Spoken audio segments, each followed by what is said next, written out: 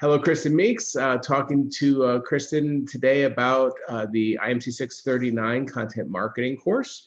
Kristin, to kick off the discussion, would you mind just taking a couple of minutes to tell us about your professional experience and what you do in your day job? Yeah, absolutely. Well, for about the past 15 years, I pretty much do content marketing every single day, which is exciting. I started out in higher education and, launching the first social media marketing. And that's what we did every day is try to come up with engaging content to attract students. And so that kind of turned into businesses and nonprofits approaching me when I was out and about at chamber events, and I would give them sometimes unsolicited advice on what they should be doing with their marketing. And that launched into a business about now 11 years ago. And so I run, pretty much an integrated marketing communications company.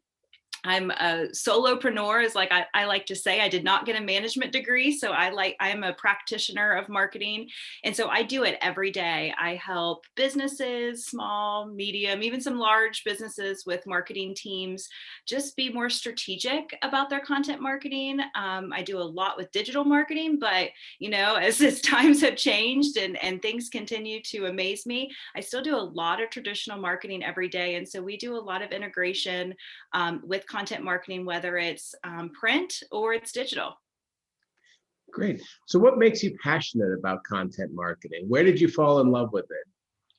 I think it's one of those things where when you see, and like, I don't want to call it an easy win, but when you see that like aha moment and you can help people really, like something really simple, make this tiny little change and they see such a big dramatic result. That's what I really like. It's like kind of like it's a drive for me. It's like, oh wow, I can get you this point. I know what's going to happen. It's excitement. And so that's what I like, to be able just to come in and help people, and maybe even as an outsider, or just maybe somebody that doesn't do marketing every day, I bring some sort of piece to them that's like, if you just change this, or you just implement just this one little piece, all this other stuff will fall into place. And then you're also getting to see other people's passions. That's what I love about the business world. And I'm not really niched down into, just one certain industry. That's kind of my personality, is I get bored pretty easily. So I'm continuously moving. So I like to explore new industries. And so I get to go in and kind of explore a new industry, see what's ticking over there, and then see how we can implement that. Well, great. So what are a couple of your top professional accomplishments or achievements that relate to what you teach in the IMC 639 content marketing course? How do you practice content marketing, sort of regularly in your day job? Yeah. So, I won't bore you with any kind of awards that I've received, though I have received a lot, which I'm very shocked over the years. But those have been mainly for entrepreneurship and leadership and those kinds of things, which I think are very important. But in the content marketing world, my big accomplishments, I think, are when I help small businesses that have come up with this idea that other people have told them it's just not going to work. And we've come in and we've said, okay, this is, we've kind of brainstormed between the owner and the employees and myself, and we said, okay, this is what we're going to do. And then we are strategic. We come up with a plan, and then we implement that plan, and then it's successful. And so that, to me, and probably the one I talk about the most in the class, I don't know if I've talked about it this term actually, but I talk about it all the time in the class, is a local yoga studio and a farmer's market. They were friends and they got together, and I know them both. I work with them both, and they're like, let's bring Kristin in, let's chat. And we are all talking about implementing this community-wide yoga practice. I live on the kind of the confluence of the Little Kanawha and the Ohio River in this beautiful area that people definitely don't use enough, and said, let's do yoga down here.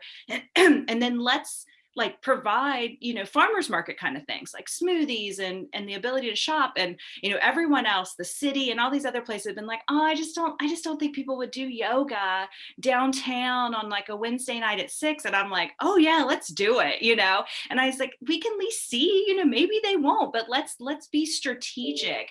And so we came up with all this really cool content, and between having a professional photographer come, a drone person come, and a lot of this was donated because you got two people trying to provide a free service. So it was free yoga. So no one was really making any money at that point.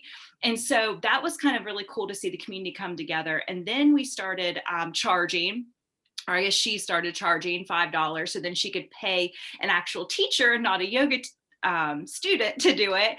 And then I think this is the third year we've done sponsorship. So then we've got the community involved and we've said, hey, you know, bank, come over here and sponsor this. And so now it's like this big thing and people are already asking about it, you know, and it's still cold outside. And they're like, when's it starting this year?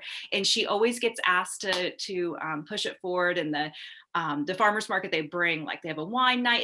It's really turned into stuff. And what I like to see, and I think it's hard in the small business world, is that these small businesses are all competing for the same dollar amount. And so it's hard for them to be like, oh, I want to partner and share the money because they don't want to lose any of it. But what I see and what I think is really cool is when you partner and you're, again, partnering content, partnering promotion of the content, so you have a couple different avenues, then everyone makes more money and everyone's happier. And then you got people that want to sponsor it. So that to me is that's my favorite story, because I'm thinking this is like the 6th year we've done it and it's evolved dramatically. So Kristin, you taught your first IMC course in 2015 and have been the instructor of IMC 639 content marketing since 2016. How has the course changed over the last 5 years? Yeah, it absolutely has. I mean, honestly, the course kind of changes year to year. And sometimes when I teach it twice a year, it changes twice a year. So content marketing is totally evolving, you know, from even the books that we use. You know, we've updated the book in the last couple times in the last 5 years. And so what I've seen personally and in the book itself is that we're really seeing that in a more integrated approach, the ability to really, and I hate to even use this word because people don't like it, recycle content. But I feel like as content marketers, we're constantly having to come up with new ideas and work hard, where if we just work a little bit smarter, then we can reuse some of that content that we've done in the past. And so I've seen a lot of that kind of change, because I feel at first the students were really hesitant, like, well, we want to create new content all the time. And I'm like, but when you're in it every single day and you're so busy with everything else, why not go back and look at some data to see what worked well and then reposition that content later, or just switch it up some. So that's been really neat to see, but also just how we use it and the technology. That to me, so I started, you know, like I said, probably like 15 years ago. The only really technology was out there was a couple scheduling systems for digital marketing, right? And so one of them was Hootsuite, which I still to this day use, which is semi-embarrassing when I talk to students.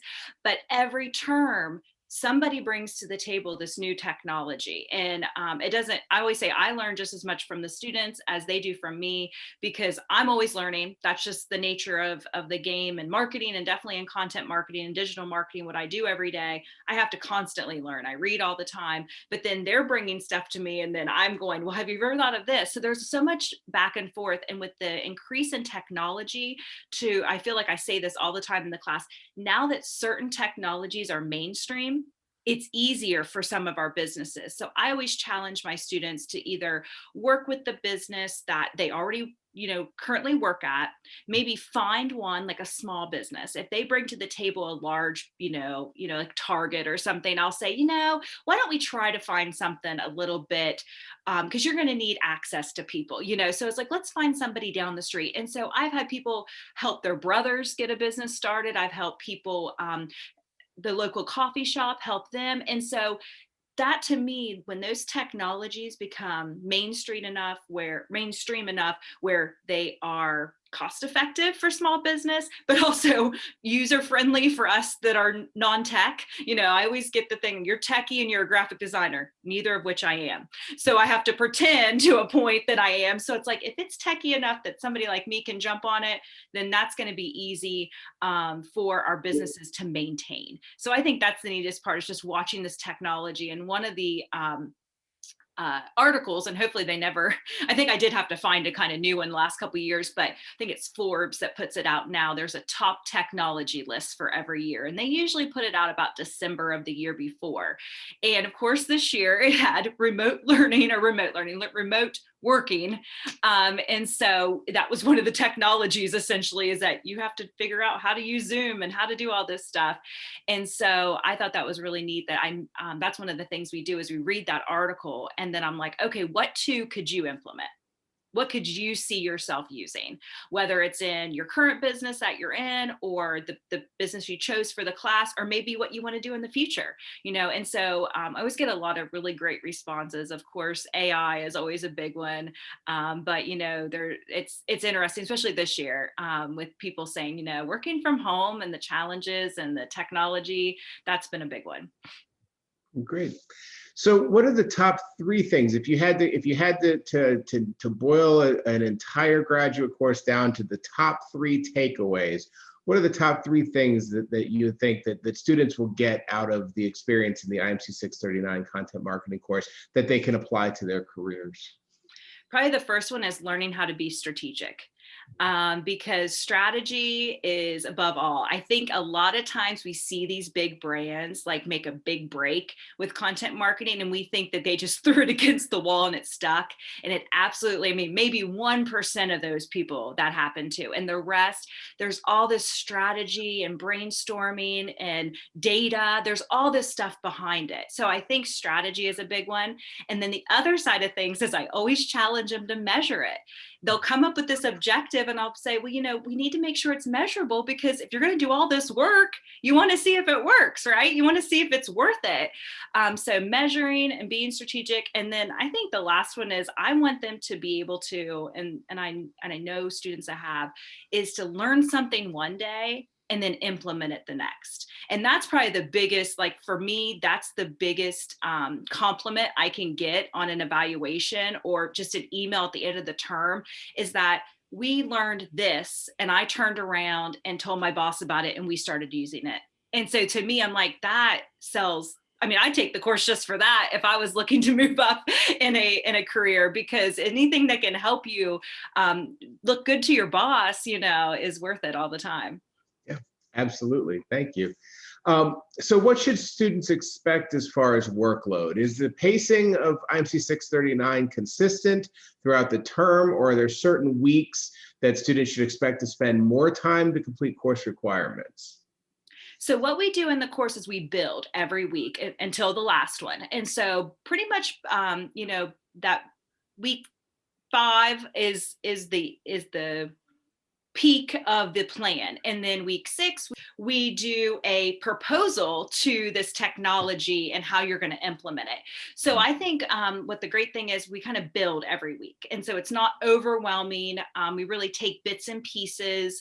We set objectives. We talk about each individual thing, like creating the piece of content, then reusing the piece of content, then promoting the piece of content. So it really builds. One of the feedbacks I've gotten in the past is people really like it because I have them do it in a PowerPoint. And that was something I never really thought either way about when I first started teaching this class, but the instructor before me had it in a PowerPoint. And I thought, you know what, this is kind of different and neat, but it allows them to be creative, which I think in our industry, you need to be, you have to stand out.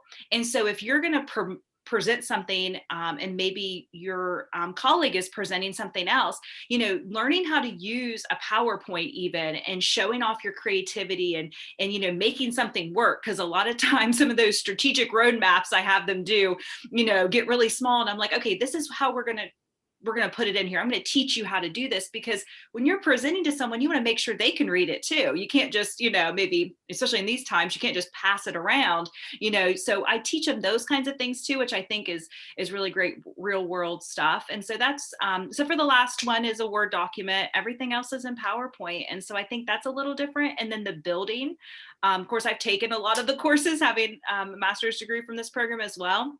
And so I like the build. And I think this class does a really good job of breaking it down. And it has a lot to do with the book and how the book, classifies different things and their importance to building a good content marketing plan. Awesome. So this is the question that I sort of threw in there. It's a question we get a lot, but it's very difficult to define. So when students are planning their schedules, they often ask about workload intensity of a course. So what I'm going to ask is, on a scale of 1 to 5, with 1 being the least intense and 5 being the most intense, how would you rate the IMC 639 content marketing course? And then explain why you gave it that rating. Well, I do have a good advantage because I've taken the other courses before, or a lot of them. I would probably say this is a 4 because, I don't think it's something that people can't do. I worked, I was planning a wedding, and, I was getting my master's degree at the same time. And some of those weeks I was up till 3 a.m. doing it. So I don't think it's that intense, but I do think that you can't just start it the day of when something is due, each assignment. And I'm sure that does sometimes still happen, but it really, you can tell. And so you have to do the research. There is a lot of research to it, especially when we talk about new technologies, and talk about planning objectives. Is that I'm just not going to say, my objective is to, get more people to buy my product. You got to have, proven results. And I do require a good amount of resources. So that's why I would say a 4. I don't get hung up on a lot of the stuff like that. But I do say, if you're gonna talk about something, you probably need to cite the source, so I'd say a 4 is what I would give it. Okay, great. So, and this may be because you have experience in the IMC program. So I'm just going to ask if you have any thoughts. Are there any other courses in the program that you think would pair nicely with IMC 639, meaning that students should maybe consider taking them at the same time? Would they be complementary? Or conversely, any that you think absolutely not, don't take it with content? I was trying to think. A lot of times we talk about some SEO in the class, and I always say that's definitely not my strength. I took a training on it just a few weeks ago, but that's definitely not my strength. So sometimes there's talk about that. I think the IMC, the 610, I think going back to 610 and I mean, not necessarily taking it right after 610 maybe, but just remembering that time or keeping your notes from that time would be really good, because we write objectives. And I feel like that's because I taught 610, I know that is something they learn in 610. So I think that by just remembering how to write an objective would be really, really good to do. So, I mean, obviously I always ask, that's one of the questions I ask in the intro is like, okay, so how far in the program are you? What classes have you taken? Like, how much longer do you have? Because I like to get an idea of where everyone kind of stands. Because, it's just like with everything, the more you practice it, the more you get into the routine of grad school, you're going to get better at it. So I like to see where they kind of are. So I wouldn't say they want to take it right after 610, I wouldn't think, maybe a little bit farther in, but definitely remembering, especially those objectives. And then maybe some SEO, just, because we talk about it some, and I'm always like, this is what I know. I don't know if it's, what's really going on out there, but this is the little bit I know, just enough to be dangerous about it. And so sometimes we talk a little bit about that, but definitely objectives is a big one. So what are the most important things that you think an IMC student needs to do in order to be successful in IMC 639? Well, I think one of the big things is really, understanding what your passion is. I always can tell with that last plan which student picked a company or organization that they're really passionate about, because that shows. And so I think, if you can find, an organization, and maybe it's not the one you're working at, unfortunately. And so maybe it's going and really thinking, who can I help? Who can I reach out to? Who can I network with? So, having a passion behind it, really understanding more about social media marketing and not so much just social media in general. I get a lot of that in the papers. It's like, well, on social media, da, da, da, da, da. And I'm like, but in marketing of social media, I kind of explain this is what actually happens. So, even like just learning a little bit about, I guess I may answer your last question too, is like learning a little bit more about social media and understanding all of that would be helpful as well. Okay. So if a student is considering content marketing but isn't sure, why would you encourage them to take the course? I probably, and just knowing a lot of the the students and other students have just graduated, even undergrad, the majority of what these students are doing as an entry level or even mid-level marketer is content marketing. And they're probably doing it every single day. And I always tell people, you do content marketing every day. You might not call it content marketing, but I guarantee you, when you tell me what you do in your job, you're doing content marketing. And so why not be better equipped at how to do content marketing and be able to maybe move up quicker, or just learn to create it easier, more effectively. So I think those are the two big things. Is I feel like content marketing is such a buzzword, and I kind of always laugh and say that's why my class is always full, because it's a buzzword.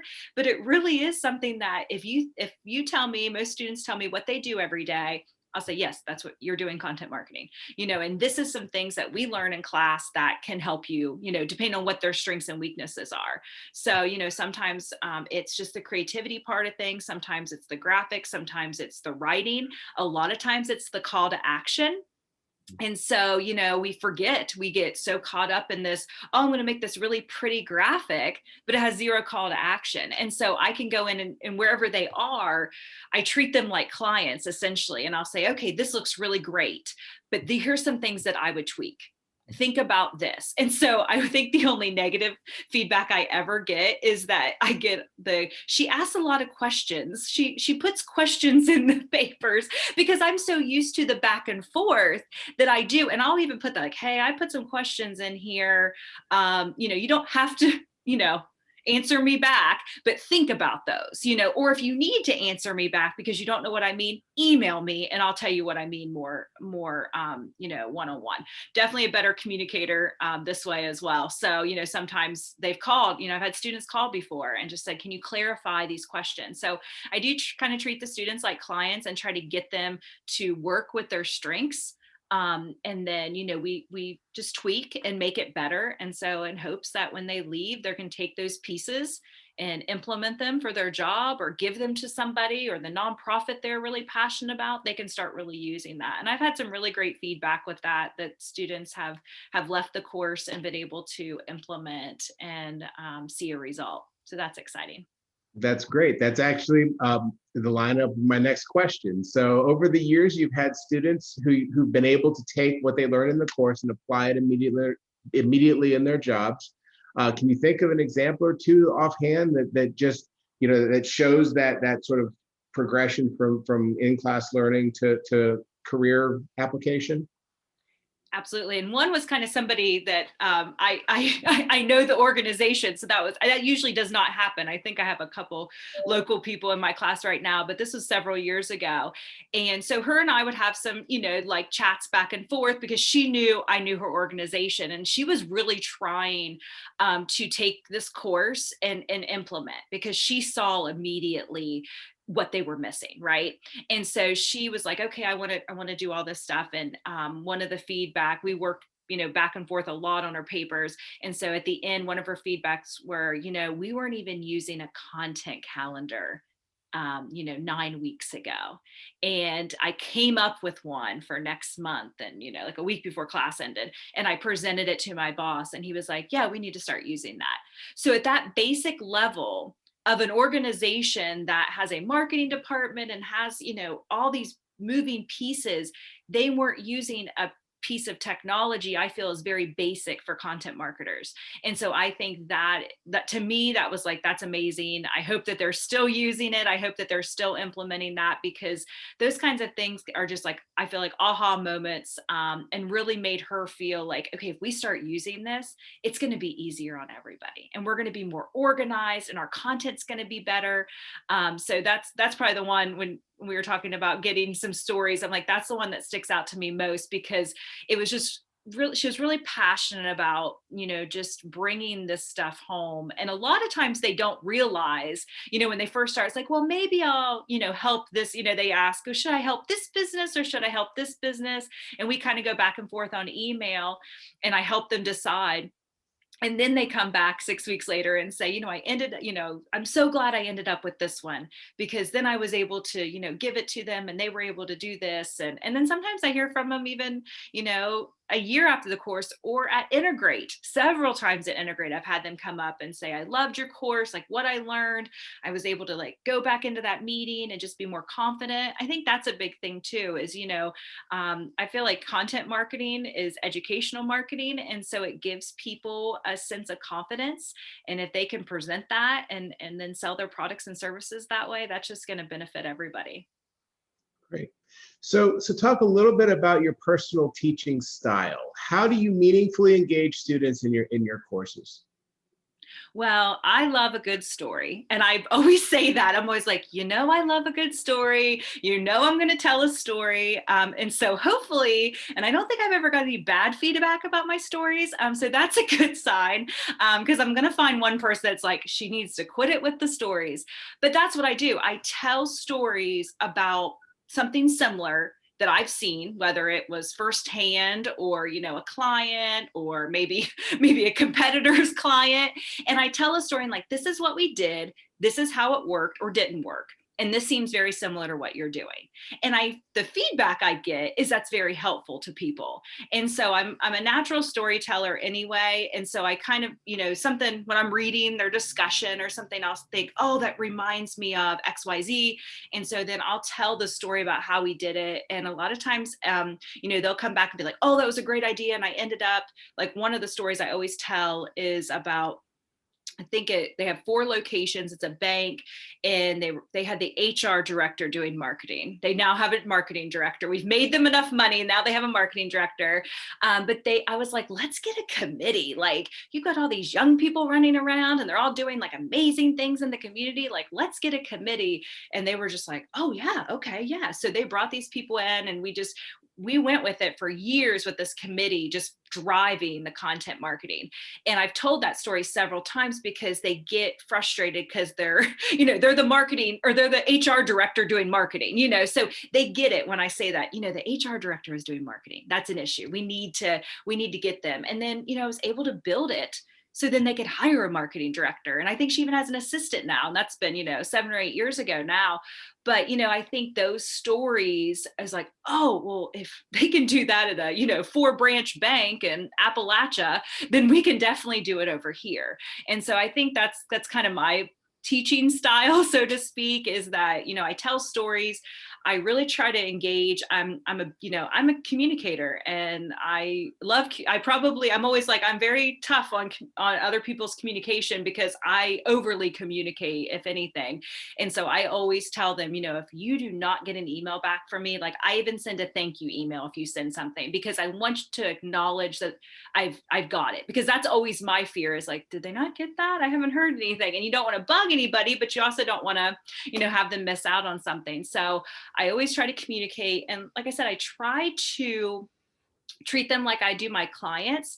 And so I'm not just personality wise, I'm not hard on anybody or negative. I'm not going to be like, oh, that's the worst piece of content I've ever seen. I try to really meet them where they are. And so if I can immediately see something and I can say, okay, I can see 3 or 4 things off the bat that we need to change. I'm very complimentary at first, like, here is what you did really well, and then here are some things that is just going to make it better, so I really try that kind of style. I think that's like what's that, positive, negative, positive, that we learned in business writing 100 years ago, but it's still working. So Excellent. So what do you enjoy most about teaching IMC 639? What is your favorite memory or experience teaching the course over the last 5 years?